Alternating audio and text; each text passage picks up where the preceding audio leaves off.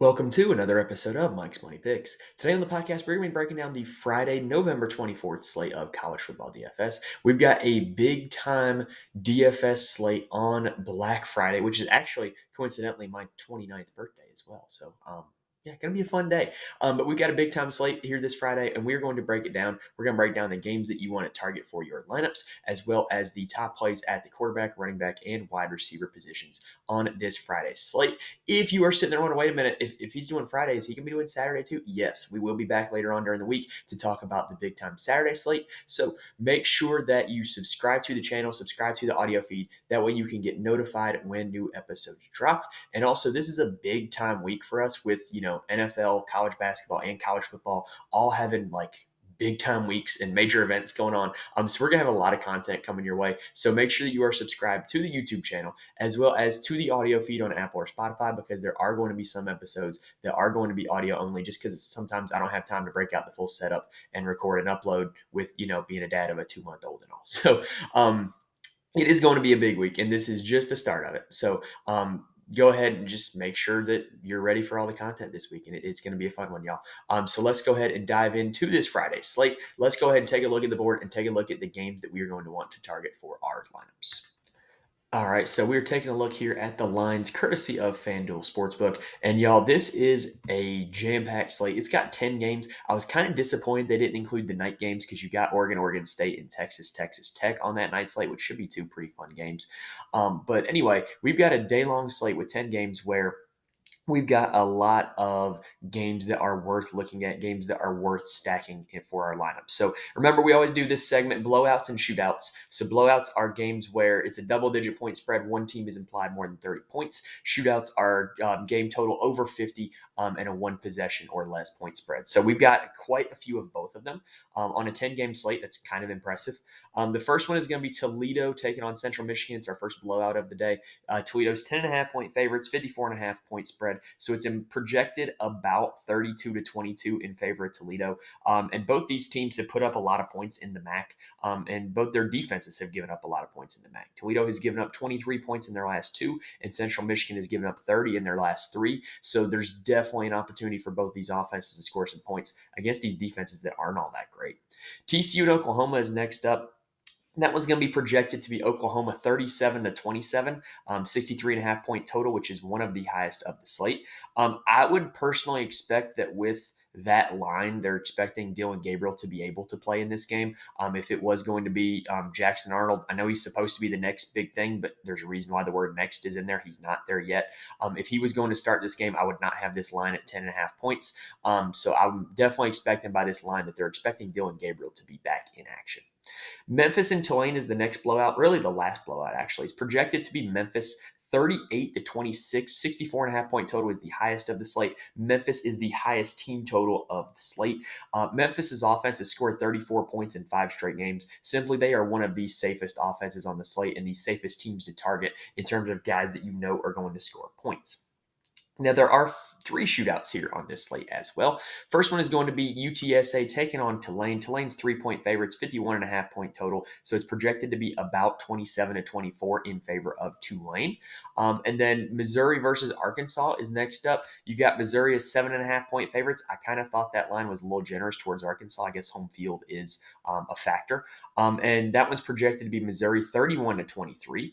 So both teams decent total there. And then next one, probably the most shootoutable game of the slate is actually Utah State versus New Mexico. Total of 61.5, 7.5-point spread. So it's projected to be Utah State 34-27. However, both of these teams' normal starting quarterbacks are very questionable heading into this game, and the injury reporting for both these programs isn't exactly all that great. So we might not know who's going to be under center until very close to tip-off, which is a very risky proposition for DFS purposes. Now, the last game that I do want to talk about, one that I think you can definitely target for your DFS lineups, is Iowa taking on Nebraska. I'm obviously joking, but this line is just ridiculous. It's currently set at 26.5 points for the total. So it's implied to be 14-12 in favor of Nebraska, which is just a wild point spread. Iowa just seems to they just keep setting these records for low point totals and low point totals, and the unders keep hitting. So I would probably not be targeting anybody for my DFS lineups from this game. However, keep in mind when you play DFS, ownership is a thing. So nobody's going to be playing anybody from this game. So if you happen to get the one guy from this game that happens to score 2 touchdowns, you might have a lot of big time leverage on the rest of the field. However, good luck doing that because I don't know if either of these teams is going to score 2 touchdowns. So that game might just be an entire cross off with the total at 26.5. Like DraftKings has done a pretty good job the last few weeks of saving us from Iowa and keeping Iowa off the slate. Where they didn't do it here this Friday. All right, so let's go ahead and switch on over and talk about the quarterback position. So we are looking at the board here on DraftKings, and y'all, this slate more than probably any others we've seen recently, there is a genuine lot of options, and there are a lot of game stacking options where I would feel comfortable playing both quarterbacks from a particular game and just hoping that that game absolutely shoots out. Last Saturday night was the first slate I've seen in a long, long time where the 2 QB build utterly failed. And it was because Jaden Daniels was the only QB that really hit value. And he was so expensive that what a lot of people did was they put Jaden Daniels in at quarterback and played somebody else at Superflex. And that ended up being the way to go because no other quarterback really got home. I don't see that being the case this week with all these quality quarterbacks, all these quality games. I think it's going to be a week where if you're like me and you play 2 quarterback lineups by default, then it's going to be a pretty good week for you as long as you are able to find the right 2 guys. And I'm going to be playing a lot of different combinations of these guys, probably a lot of game stacks and probably a lot of 1-1 from each game as well. So let's go ahead and start breaking it down here. Dylan Gabriel is the top of the board, and he's listed as questionable. But like I said, that line kind of indicates that I think he's going to play. Brent Venables has said that he expects him to play. And Dylan Gabriel, quite frankly, has the highest ceiling of any quarterback on this slate. It's a great matchup against TCU, who has not been the same defensive team that they were last season. And, kind of like we talked about last week, Dylan Gabriel needs touchdowns in bunches to hit his ceiling. Or Oklahoma's implied 37 points in this game. So if Oklahoma's going to score 5 touchdowns, Gabriel accounts for 4 of them, then that could very easily get you to hit value. And 9,300 is an expensive price tag, but he's definitely shown us the ability to pay that off. Seth Hennigan is probably the cash game quarterback of the slate. He has just been one of the most consistent fantasy quarterbacks in all of college football DFS this year. He's scored 24 or more fantasy points in 9 of 11 games. And even then, the season low for him was 18. So you're looking at a situation where he's just consistently putting up fantasy points, and at only $8,800, he doesn't have to do a whole lot to pay that off. And when you look at his 2 ceiling games, he's had 2 games above 28 fantasy points. He had 30 against SMU, 43 against USF. They were his season high totals in yards, not necessarily touchdowns, not necessarily rushing yards. So that implies that if this Memphis offense is able to move the ball up and down the field, that's where he's going to end up with a big time total. And I expect him to be able to do that against Tempo. They are the highest team total on the slate. And I definitely want a piece of this Memphis offense, even if I'm not going to play Seth Hennigan. Frank Harris is the quarterback at Texas San Antonio, and he came out of nowhere for one of the biggest performances of the season against USF last Friday night, 63 fantasy points.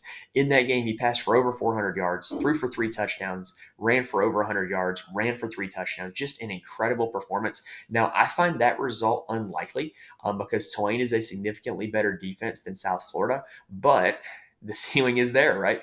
There's an ability for this guy to just absolutely go nuts and win you some money on his own. And so I think he's got to be like on your watch list. Last year, he was a much more prolific fantasy quarterback than he's been this year. Last year, he had over half the season was over 30 fantasy points. So it was kind of nice to see him have a big time performance against South Florida. And I don't think you can expect 63 fantasy points again, but I definitely see a pathway for him to hit value. I definitely prefer Frank Harris over his opponent, Michael Pratt of Tulane. I'm willing to play Pratt in a game stack, but probably not as a one-off play. And the reason why is the volume just hasn't been there for Michael Pratt. He has only topped 30 passing attempts in one of his last 4 games. His rushing usage is trending downward.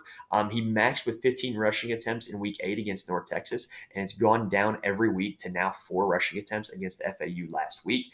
So if he's not going to be throwing the ball and he's not going to be running the ball, how's he going to accumulate fantasy points? So the only way I would be interested in him is by game stacking him with Harris on the other side. So that way, if Harris keeps scoring, Pratt's going to have to keep scoring. It's just going to, kind of play off of each other. So that is where I would be interested in Michael Pratt. I would not be interested in playing him individually.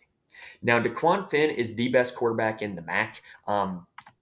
watching midweek action pretty much every week, every Tuesday and Wednesday, he is the best quarterback in the MAC. He's really fun to watch. He's a dual threat quarterback as well. And I'm definitely willing to play him against Central Michigan in or out of a game stack. And I think $8,300 for a quarterback that does what he does is pretty impressive. He's been really good in MAC play. His worst games tended to come in the non-conference. But now that he's been in the MAC, he's been able to play, kind of likewise competition. He's been really solid play. Now, Brady Cook is another one, kind of like Seth Hennigan, that I think is a super safe play. He hasn't scored under 17 fantasy points all season, and it's a great matchup against Arkansas, who's given up a lot of points on defense this year. They just gave up 20 to FIU. They gave up 38 to BYU earlier in the season. This Missouri offense is going to put up points, and if I'm not going to be playing Brady Cook, then I'm going to want to get a piece of the running game.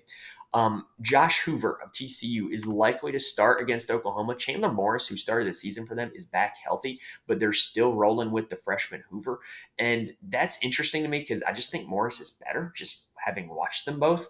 But Hoover has been an interesting case study in DFS this year as to when he plays bad defenses, he looks really good. And when he plays good defenses, he's okay. 19 fantasy points against Texas, 5 fantasy points against Kansas State. But on the upper end, you got 37 against BYU and 35 against Baylor. So to me, he's a game stack play where I think I can play him on the other side of Dylan Gabriel. And if this Oklahoma defense is playing like crap, Hoover's going to take advantage of it. And it's going to lead to more fantasy scoring from both Hoover and Gabriel. He would be like Michael Pratt, a guy I would only play in game stacks.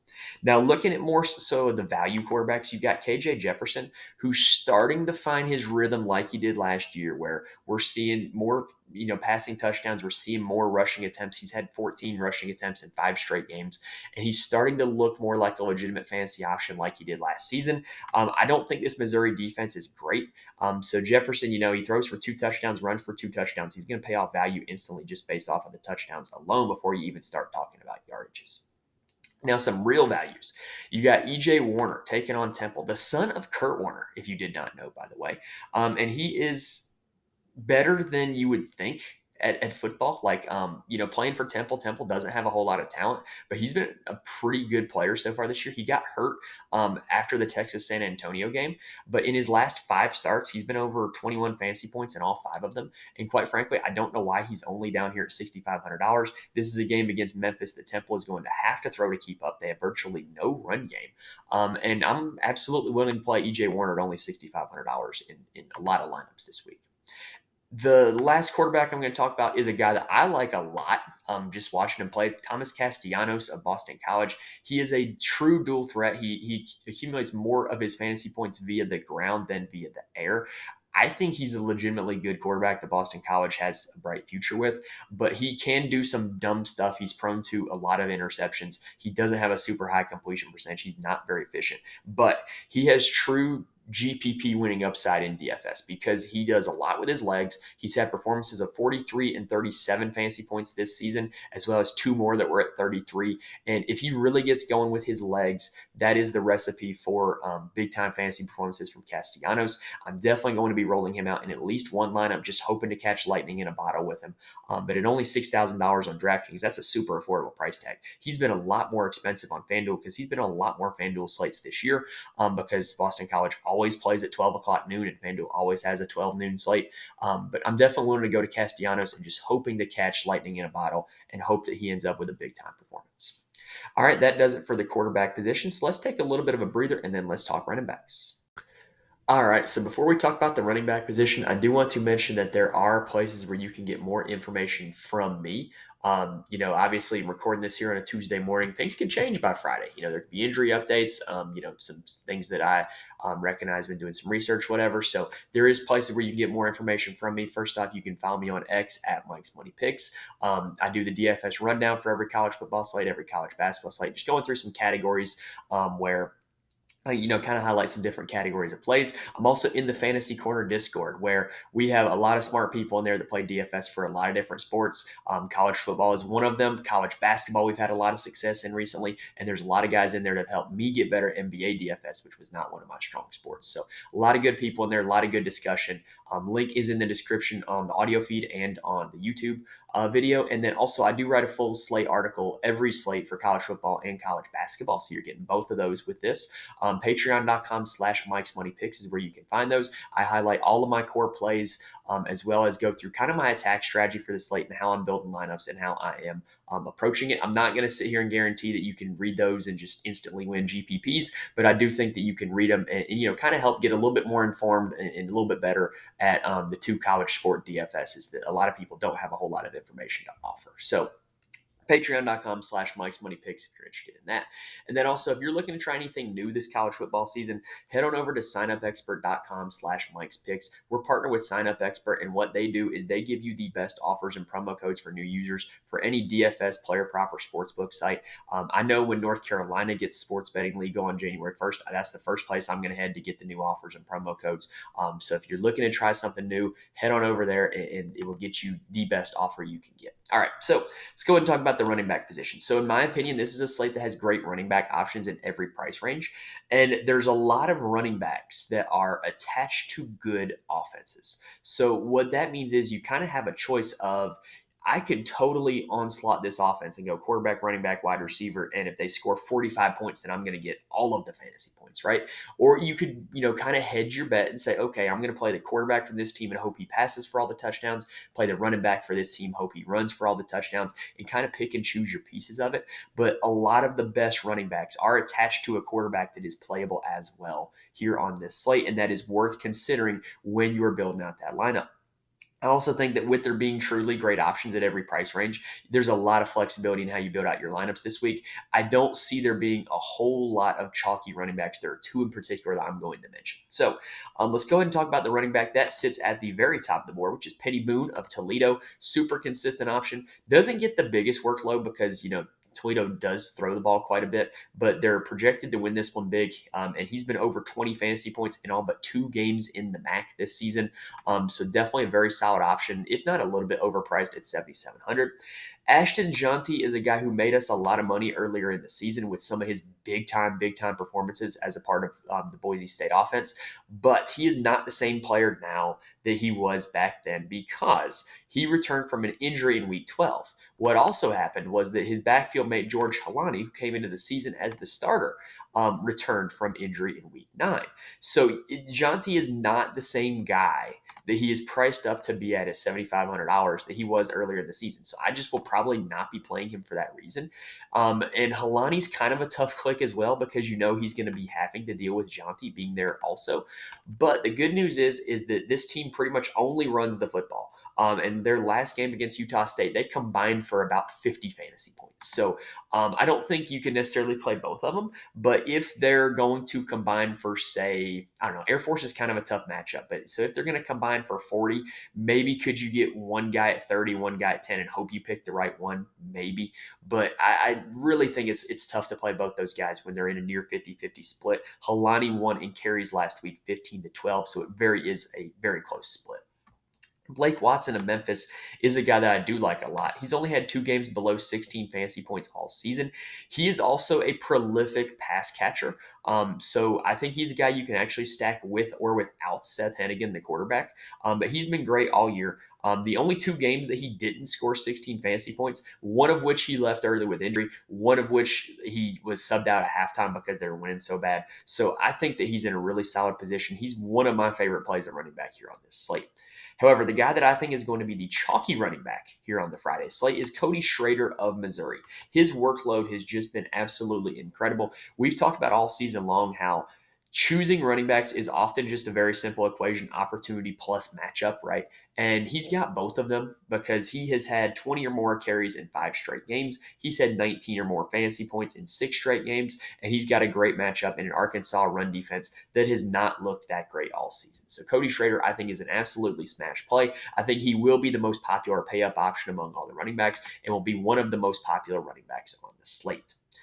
Now, Mark Fletcher Jr. of Miami is an interesting play to me. I think he's got a lot of upside. He had 31 fantasy points against Louisville last week, and he has led this Miami backfield in carries in each of the last 3 games. They do kind of run out a little bit of a committee, but he is the clear leader of the committee right now. And I do think there is a possibility that he does have a big time game. Boston College just gave up a lot of rushing yards to Pitt last Thursday night. Big time run by Rodney Hammond Jr. So I think that there's a possibility that Fletcher Jr. here breaks a long one, and that's really all he would need to pay off his price tag at $6,700.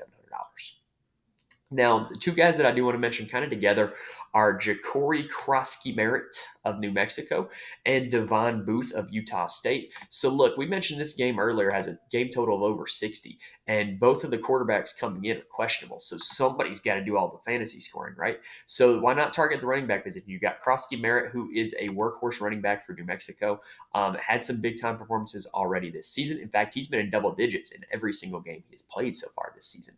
So I think he's a pretty solid option. And Utah State is a team that just gave up 50 fantasy points to the running back position when they played Boise. So I think that Krosky-Merritt's a pretty solid option.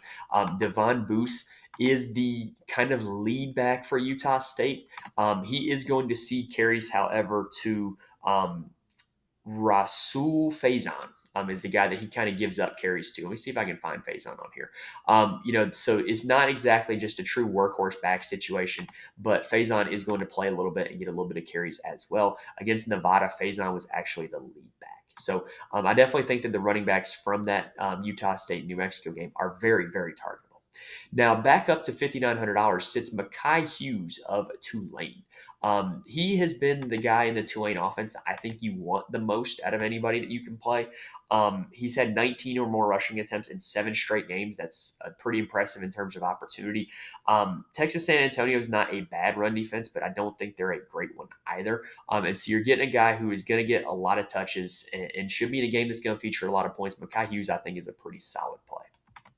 Now, looking down in the values now, the second chalky running back that I think I see is going to be Gavin Sawchuk of Oklahoma. He has kind of taken over the lead back in this Oklahoma backfield. He's been the leading fantasy scoring running back in 3 straight games. He's led them in carries in 2 straight games. And he's had 100 rushing yards in 3 straight games. He's been pretty effective. He's a young guy that I think has a bright future for the Sooners, unfortunately, as a Texas fan. And I just think that if he's going to be the running back one and he's only $5,500, that's a very affordable price tag for him. And I definitely think that he can get you that 100-yard bonus. He can get in the end zone, and he can very easily get 20 fantasy points like he's done 2 out of the last 3 games. I think he will be supremely popular, but I'm willing to eat the chalk on that one with Gavin Sawchuk. Now, some value plays at running back. I said that there's running backs at every price range, right? The 2 value plays. Oh, first off, I do got to talk about one injury. So, we know the Air Force runs the triple option offense, right? And it features the B back that gets the dive read for all the triple options. Well, that's normally Emmanuel Michel. He missed their last game, which opened up some opportunity for John Lee Eldridge as well as Owen Burke. So I think that those 2 guys would be in play if we get noticed that Emmanuel Michel is going to miss his 2nd straight game. Now, Arkansas has already ruled out their top 2 running backs for this game against Missouri. They've ruled out Rocket Sanders. They've ruled out Rashad Dubinion. So that is going to open the door for A.J. Green, not that A.J. Green. This A.J. Green is a running back, and he is not 40. And A.J. Green hasn't been super effective this year, but if you're he's going to get 15, 20 carries. He's worth a look at only $4,100. But I think that the more intriguing play is Isaiah Augustave, who also is Arkansas running back.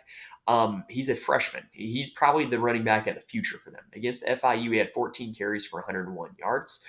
Looked more effective, looked like the most effective running back in that game. So even if it's going to be a timeshare between Green and Augustave, if you just get one of them to fall in the end zone at only $4,000 price tag, that's not a bad look in my opinion, especially considering that I definitely think it's going to be one of those 2 guys. I don't see it being anyone else on the roster that is going to end up taking those carries. So A.J. Green and Isaiah Augustave for Arkansas this week, both in play for me. If you made me choose one, I would probably go with the upside of Augustave just because he is a talented freshman and we don't know what he is just yet. All right, that does it for the running back position. So let's take a quick breather and then let's talk about the wide receivers. All right, so let's go ahead and talk about the wide receiver position. So to me, this is a slate that the wide receiver position is not that difficult to figure out. We've got a lot of teams with very clearly defined wide receiver ones. So a lot of teams that we know where a large part of their passing game production is going to go to, which makes it a lot easier to pick out lineups for DFS, right? Because you can just pretty much pick your quarterback or quarterbacks, and then pick their number one wide receivers, and then just hope that you got the right team. Because it's a lot easier to build the DFS lineup when you're worried about getting the right team stack right, as opposed to getting the right players on that team stack right. There's kind of like two parts to that. Well, with so many teams on this slate having clearly defined wide receiver ones, it's getting the teams right that you have to worry about, because the players in the stack are going to be more obvious because it's going to be these wide receiver ones, right? So that's just how I am approaching this week. Is I'm going to try to get all these teams, primary wide receivers into my lineups. So the first one is going to be Luther Burden the third. He is the top receiver on the board for the Missouri Tigers, and he's just a great option. He has been one of the best receivers in all of college football DFS all season long. He is super consistent. He's got a high floor. Every game that he's finished, he has recorded more than 16 fantasy points, I believe, because I believe he left that Tennessee game early. So just super consistent option. The highest target share of any wide receiver on the slate. Absolutely willing to go to Luther Burden. If you want to pivot in this Missouri receiving core, Theo Weiss Jr. is an Oklahoma transfer who, as the season has gone on, has kind of turned into their big play guy. So I don't mind him for that reason, because he catches one bomb for a touchdown and there's instant value right there. But if I'm playing Missouri guys, it's probably going to be Luther Burden the third. On the Arkansas side of things, on the other side of the ball from Missouri, Andrew Armstrong is really the only wide receiver that I would be willing to target. He is the only Arkansas receiver that has, consistent volume. Arkansas is a team that they run their quarterback a lot. They don't have a whole lot of passing volume. So Andrew Armstrong's been the only guy who's been super consistent. You've seen some other guys get touchdowns recently, like Tesla or Broden, but I just really, if I'm playing Arkansas guys, I prefer to just stick with Armstrong. Now, on the Toledo side of things, we've got Jerwan Newton as one of the highest priced receivers on the slate, and I got to be honest, I don't really get it. He hasn't done a whole lot over the past month. Really, he had his best games at the start of the season, which is weird because Dequan Finn has had his best games once they've gotten into MAC play. So I don't quite get why he's priced up at $7,100. But what I do know is that his teammate, Junior Vandeross, has been just as good over the past month when you look at raw fantasy scoring. And he's only $5,500.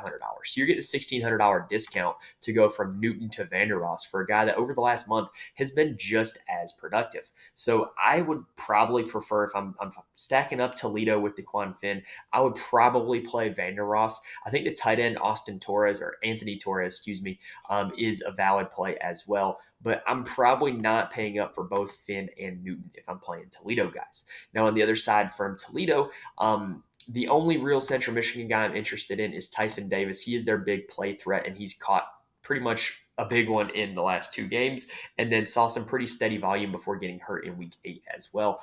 So I think he's a guy that you can go to if you're looking to game stack it up with some Central Michigan guys. Now, a very interesting situation that, if you have played the main slates all year on DraftKings, you might not have seen these guys a whole lot, but they've showed up on FanDuel in some of the afternoon slates, some of the night slates. But we've got two Utah State receivers, Terrell Vaughn and Jalen Royals. And they pretty much combine for about 40 fantasy points a game. They're both super high upside guys. Vaughn kind of had the edge at the start of the season, and as the season goes on, it has kind of shifted a little bit towards Royals. But I think they're both solid options. I think if you were to just plug both of them into your lineup, you can pencil them in for about 40 fantasy points. We don't know who's going to be playing quarterback for Utah State, but these two guys have been pretty much quarterback proof the entire season long, no matter who's been under center, because they've already played two guys there. So I would be willing to play both of them in the same lineup. I would be willing to try to hedge my bets and try to find which one of them goes off. But to me, if you're going to stack up the Utah State offense, if we know who's starting at quarterback for them, you can just go quarterback and then both those two wide receivers and just pencil in for yourself, 65, 70 fantasy points. I think that's a very legitimate strategy this week for both of those guys. Now, there are a few teams where I'm not even going to talk about the whole receiving core. I'm just going to talk about their one guy. And Miami's one guy is Xavier Restrepo. Had a big time week with 36 fantasy points against Louisville last week. And he is second on the slate in target share behind only Luther Burden. He gets a lot of targets and he turns it into a lot of production. Now, he's been kind of unlucky this season in terms of touchdowns. He's only scored 5 of them, and he's only scored in 3 different games, which I think is kind of unlucky. But I think, this Miami offense should have some success against Boston College. I definitely have no problem going with Xavier Restrepo. And I think he's one of the receivers that you can play without his quarterback. You can play him without Tyler Van Dyke because we've seen the ability for Restrepo to have big time games, and Tyler Van Dyke's just having a pedestrian performance.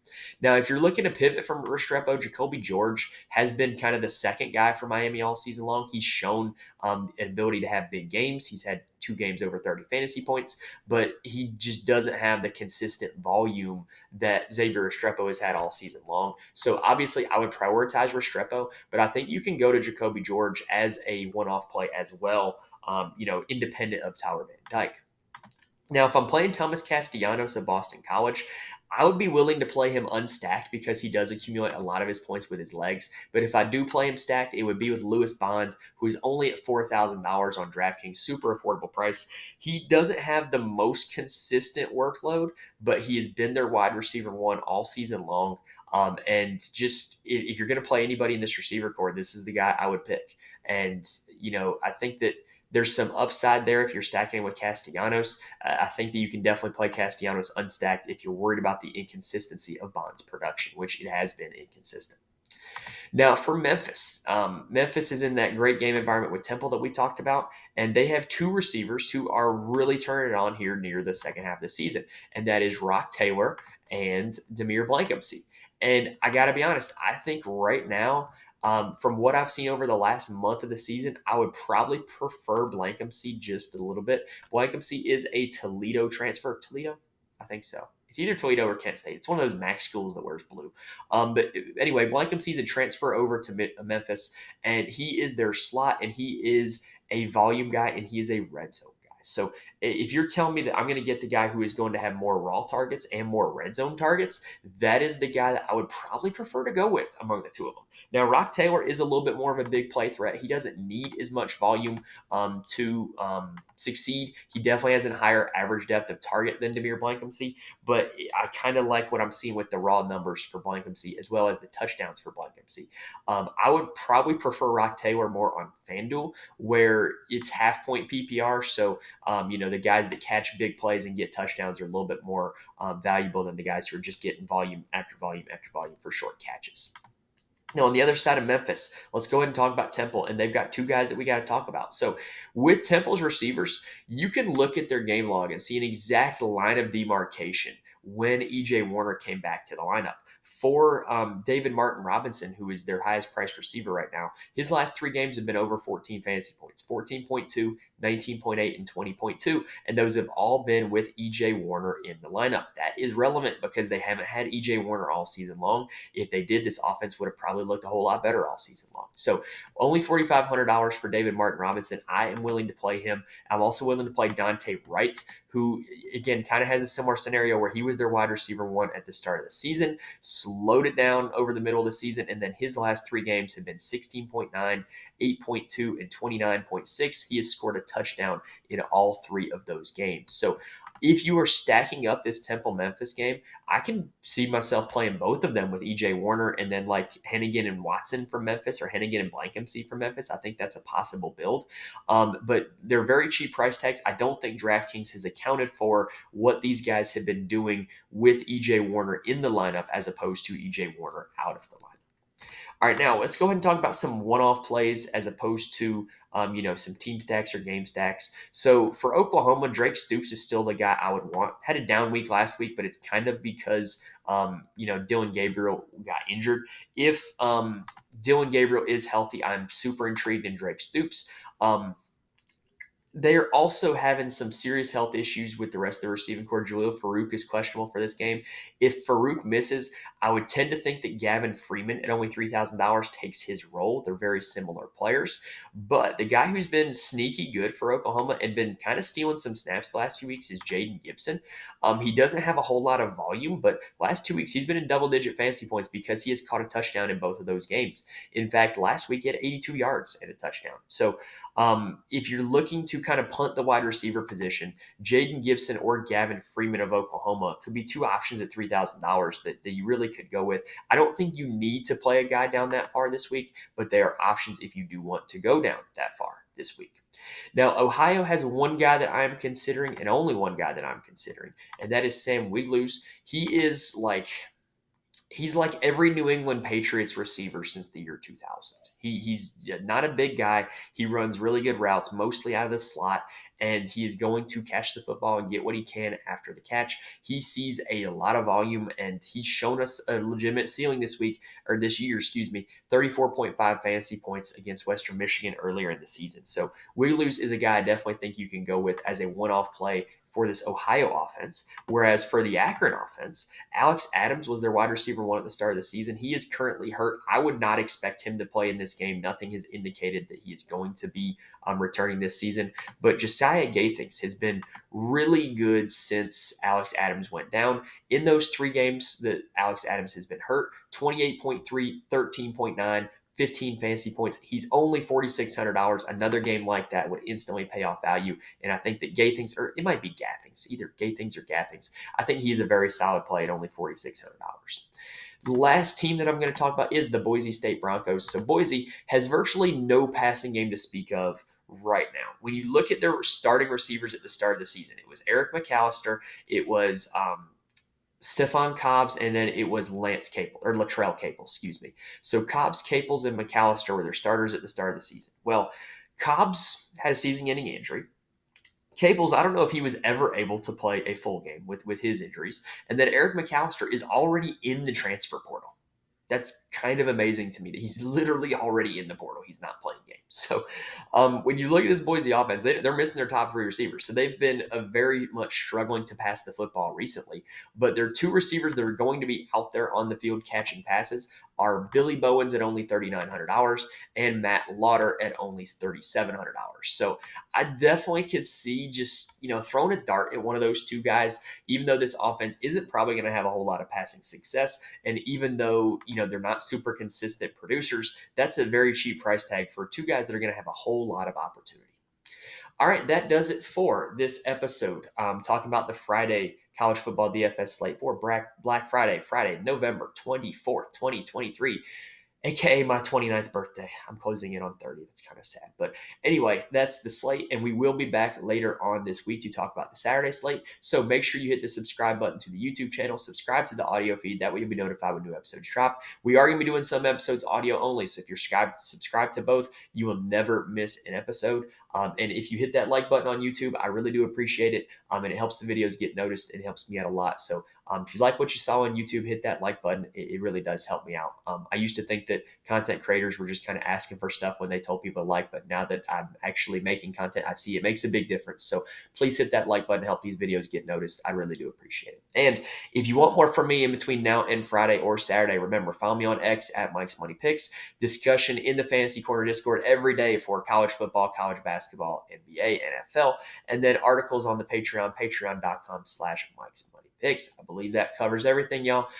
So like I said, I will be back later in the week to talk about the Saturday slate. I don't know which day just yet. So either way, hope you and your family have a happy Thanksgiving. Thank you guys for watching and listening to this video. Hopefully I'm able to help you guys make some money on college football DFS this week. Come back for the Saturday show, and I will see you guys next time.